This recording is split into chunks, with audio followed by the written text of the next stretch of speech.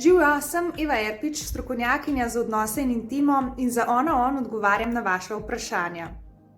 Torej, prvo, kar je zelo pomembno, je to, da si spišete še pred zmenkom seznam lastnosti, ki naj bi jih vaš idealen partner imel, in ste na ta način zelo iskreni s tem, kaj zares iščete.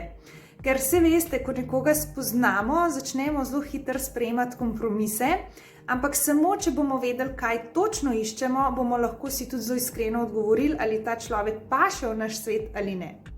In drugo, seveda, nihče ni popoln, zato tudi, ko bodočemu partnerju začnemo spoznavati, da so ene lastnosti tam, ki bi jih mogoče težje sprejeli, da smo iskreni v tem smislu, ali te lastnosti lahko sprejmemo in z njimi živimo na dolgi rok, ali pa so to lastnosti, ki bi jih bili pripravljeni sprejeti samo zaradi tega, ker si ne želimo biti spet samski.